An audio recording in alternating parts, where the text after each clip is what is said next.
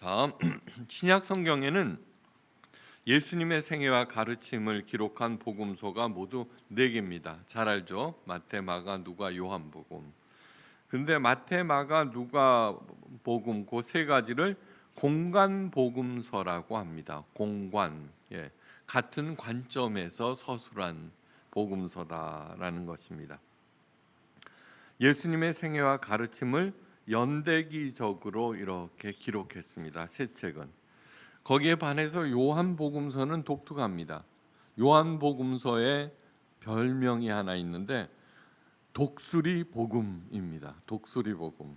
예. 왜 이런 별명을 갖게 됐느냐 하면은 독수리는 창공 높이 떠갖고 천천히 나르면서 전체를 보죠. 그것처럼 예수님의 특별한 사랑을 받은 사도 요한이 특별한 영적 통찰력을 가지고 예수님의 그 연대기를 넘나들면서 기록했기 때문에 이런 그 독수리 복음이라는 별명을 갖게 됐습니다. 네 복음서 중에서 가장 먼저 기록된 것은 마가복음입니다. 이 마가복음은 16장의 복음서 중에 가장 짧아요. 주로 예수님의 그 사건, 하신 행동과 그 다음에 가르침을 그냥 객관적으로 쭉 서술하는 그런 형식을 취했습니다. 여러분들도 어떤 사건이 나면은 그 사건에 대해서 개요만 설명하죠, 그죠? 나중에 시간이 지나고 난 다음에 그 사건의 의미와 또 내용 이런 것들이 첨가되고 내 생각도 첨가되고 하는데 마가복음은 그냥 그 처음에 기록된 거기 때문에 그렇게 되었습니다. 그럼에도 불구하고 마태복음서가 신약 성경의 맨 처음에 자리 잡고 있습니다. 여기에는 그럴 만한 의도가 있고 하나님의 의도, 그 의도를 아는 것은 모든 신앙인들에게 매우 중요합니다. 이 성경책을 왜 주셨어요? 우리를 교훈해서 정말 하나님의 자녀로 만들기 위해서 그렇게 하셨기 때문에 거기에는 그냥 허투루게 이렇게 되는 것이 아니라 분명한 의도들이 있습니다. 다시 말해서 어떤 자세로 삼위일체 하나님을 믿어야 하는지 가르쳐 줍니다. 그러기 위해서는 몇 가지 개념들을 분명하게 하셔야 합니다. 자, 가장 먼저 해야 할 일은 복음에 대한 개념을 올바로 세우는 것입니다. 복음은 복된 소식이라는 뜻이죠, 그죠? 예. 헬라어로는 유앙겔리온이라고 하는데 유는 좋다라는 형용사입니다. 앙겔로스는 소식을 가져오다. 다시 말해서 좋은 소식을 가져오다는 뜻이 유앙겔리온입니다. 이 말은 예수님께서 처음 쓰신 것이 아닙니다.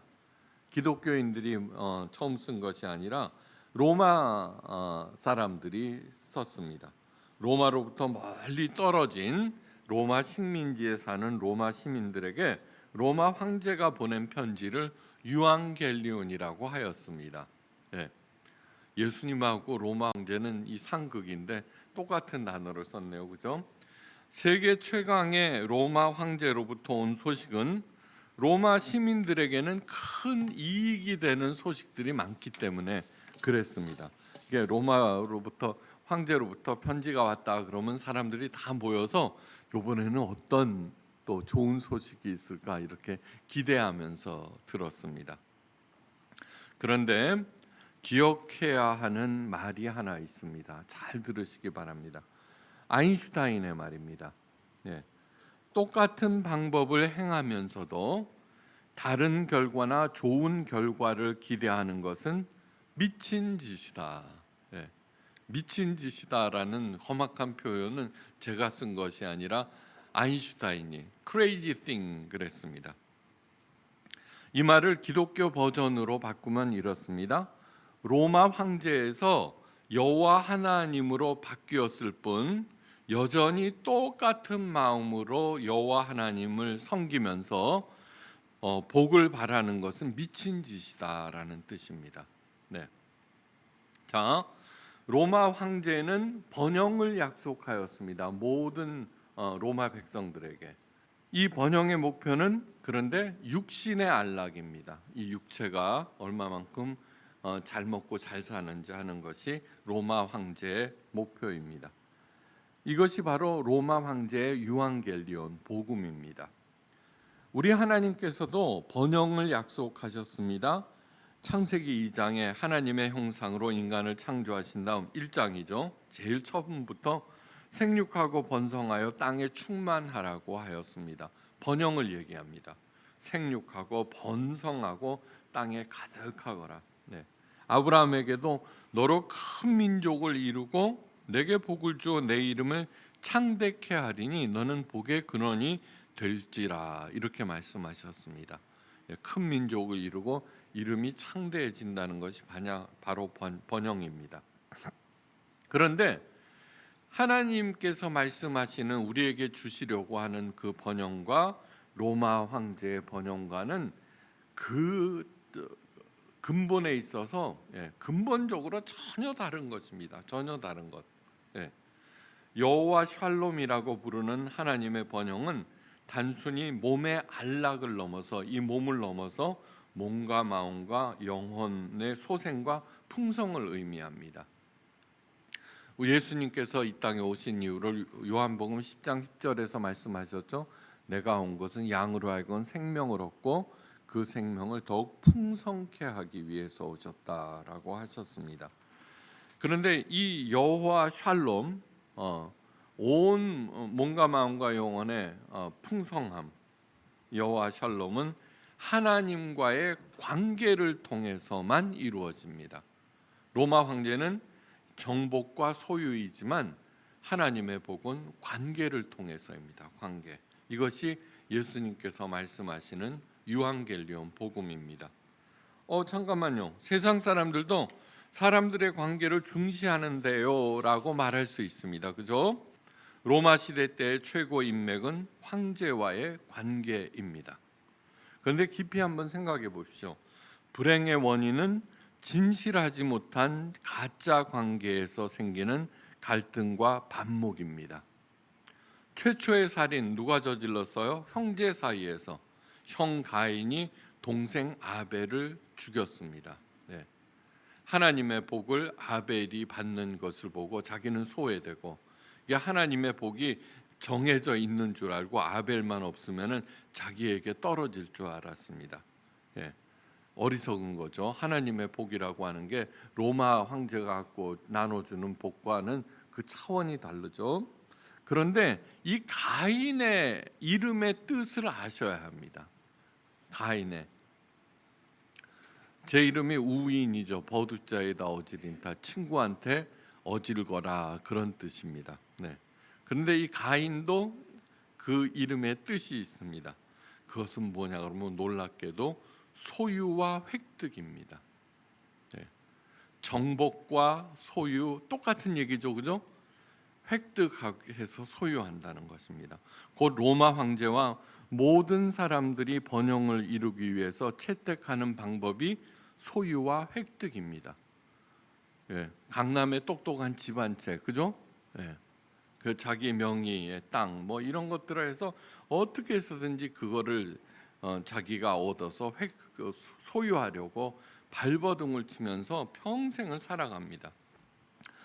예수님의 복음은 하나님과의 진짜 관계를 맺어 하나님께서 주시는 진짜 복을 받는 방법에 대한 기쁜 소식입니다. 그러므로 땅에서는 구할 수가 없습니다. 땅에서는. 그러므로 예수님에게서 들을 수밖에 없습니다. 왜 마태복음이 신약 성경의 맨 앞자리에 놓이게 되었는가가 바로 마태복음의 주제이기 때문입니다. 마태복음의 첫 번째 주제는 예수 그리스도는 우리들의 구세주여 영원한 왕이라는 것입니다. 그게 첫 번째 주제. 마태복음에서 무슨 책을 쓸 때 주제가 있죠, 그죠? 그것은 뭐냐 그러면 예수 그리스도는 우리들의 구세주여 영원한 왕이라는 것입니다. 멀리 떨어진 로마 식민지에 보내진 로마 황제의 편지가 유앙겔리온이 아니라 하나님과 멀리 떨어져 사는 우리 세상 사람들에게 전해진 예수 그리스도와 그분의 말씀이 참 유앙겔리온이다. 이 인식의 변화를 가장 먼저 가져오셔야 합니다. 그래야지 하나님의 복을 누리고 베풀 수 있습니다.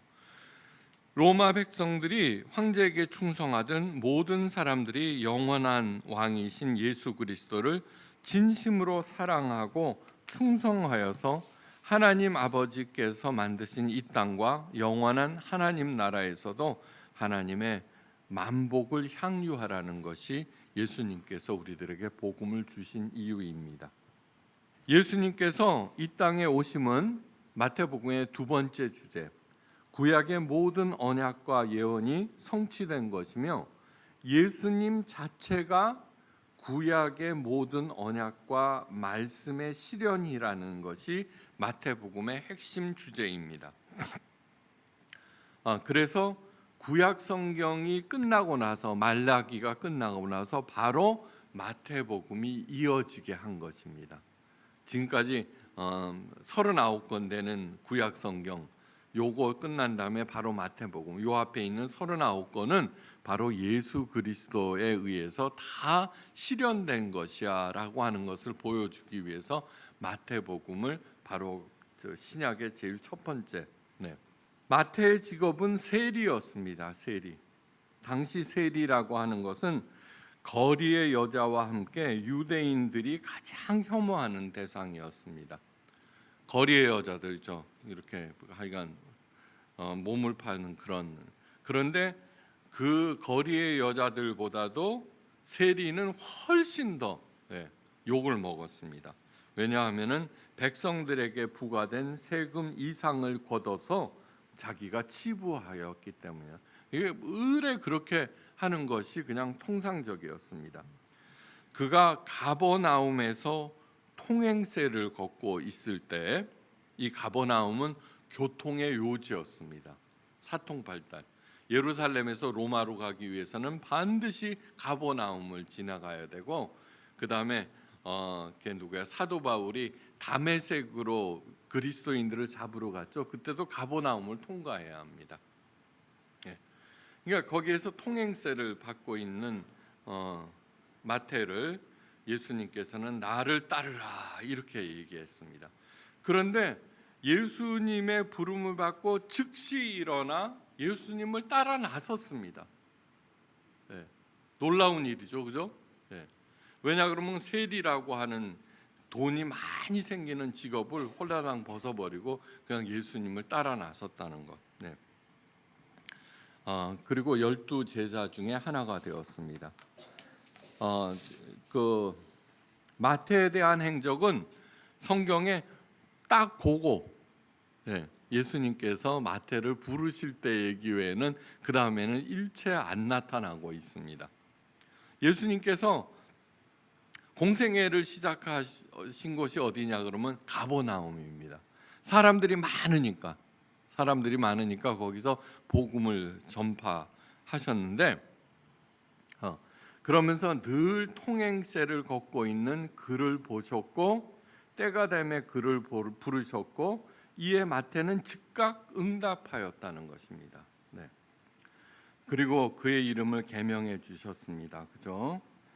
그는 베드로와 요한과는 달리 사도행전에는 베드로와 요한의 얘기들이 가득 담겨져 있죠. 그냥 복음서에도 가득 담겨져 있는데 다른 언급이 없습니다. 그것은 뭐냐 그러면은 이 마태가 가지고 있는 개성과 특성 때문이라고 저는 생각합니다.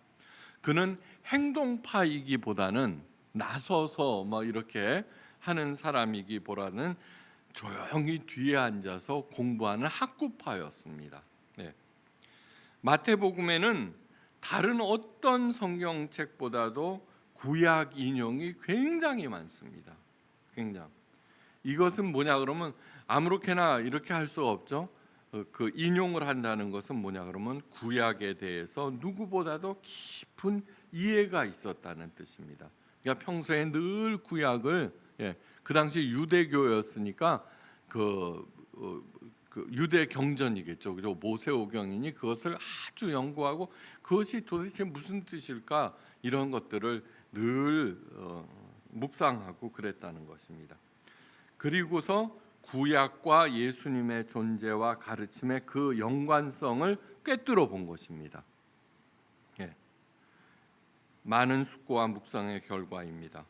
즉 예수님의 마태를 부르심은 베드로와 요한의 부르심에 못지않은 중요한 것이라고 할 수 있습니다. 왜 마태복음을 썼는가? 예.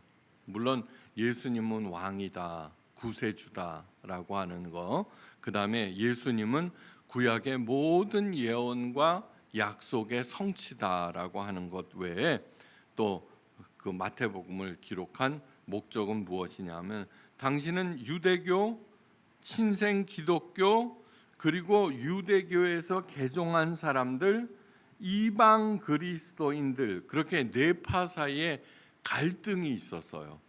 예, 서로 출신들이 다르니까요. 네.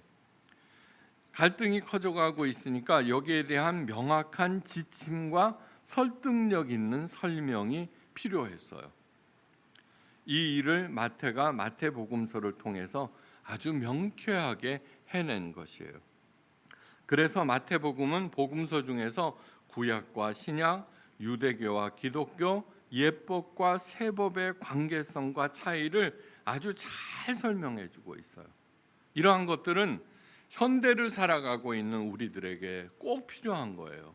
예, 나중에 잘 계속해서 그러한 얘기가 나오는데 예수님의 복음을 현대 생활에서 어떻게 적응할 것인가 거기에 나와 있어요. 예.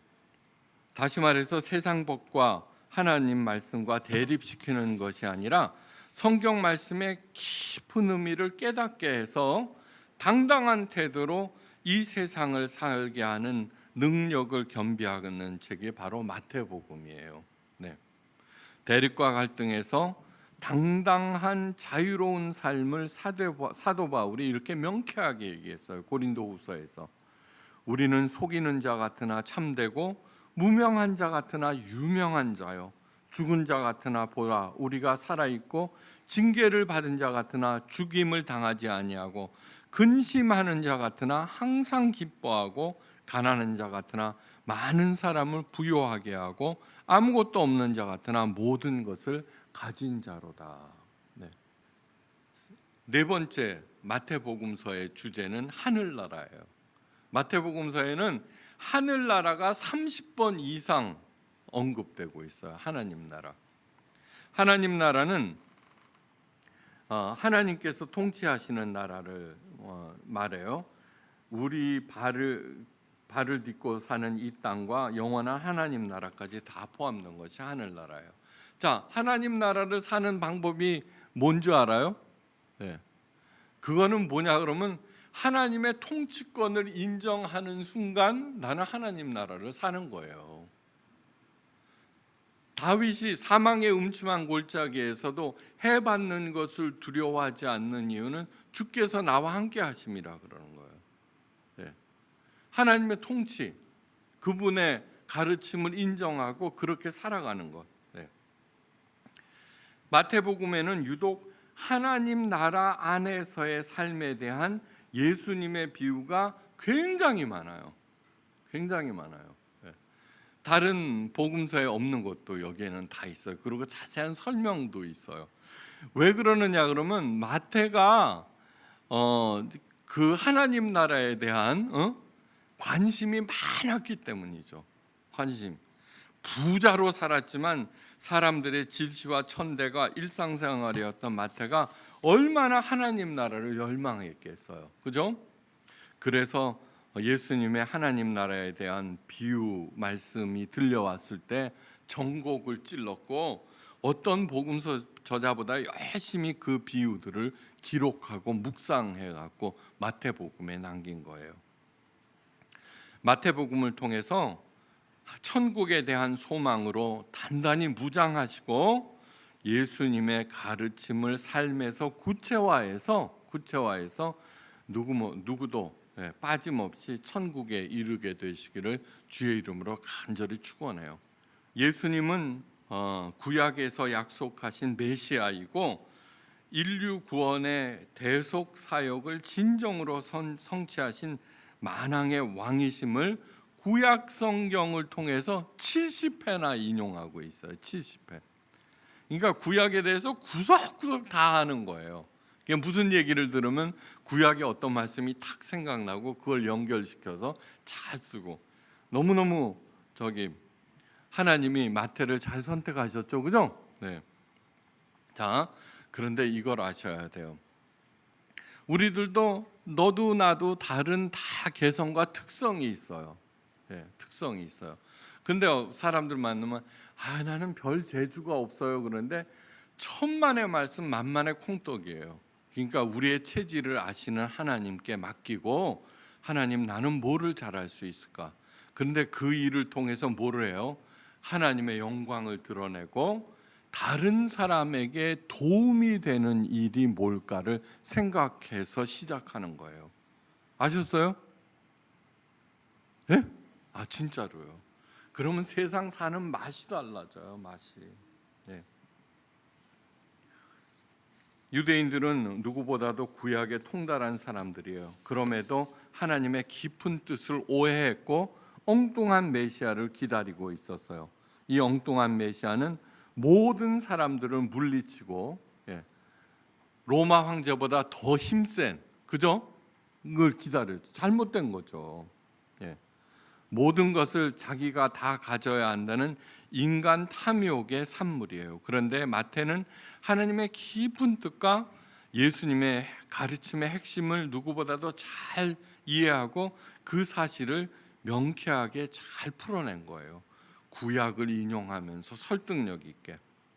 그 점에서 마태를 선택하신 예수님과 올바른 신앙의 목표를 제시해 준 마태에게 우리들은 감사해야 돼요. 그죠? 기대를 갖고 다음 시간도 기대하세요. 그죠? 또 하나 중요한 것이 있어요. 마지막 주제는 교회 공동체예요. 교회. 사복음서 기자 중에 오직 마태만이 교회에 관한 예수님의 복음을 기록했어요.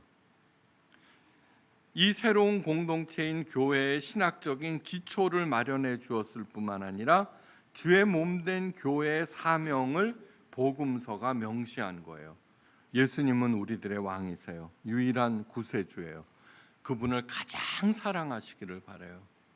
사랑이라고 하는 것은 뭐냐 그러면은 자기를 뛰어넘게 하는 유일한 거예요. 그죠? 그래서 사랑해야 되는 거예요. 그분에게 순종하기보다는 먼저 사랑해야 돼요. 이 어려운 사태를 맞이해서 내 생각대로, 내 주장대로 뭘 하잖아요. 그러면 어떻게 하겠어요? 재난이 훨씬 큰데. 나를 뛰어넘어서 하나님을 사랑할 때 하나님의 지혜와 능력이 소유하게 되고 올바로 대처하게 되는 거예요. 그래서 제가 그것을 말씀을 통해서 가르치고 여러분들은 지금 잘하고 있는 거예요. 자, 하나님의 당당한 자녀로서 하나님 아버지께서 만들어주신 이 아름다운 세상에서 만복을 향유하고 누리고 베풀며 잘 살다가 천국에서 모두 만나기를 주의 이름으로 축원해요.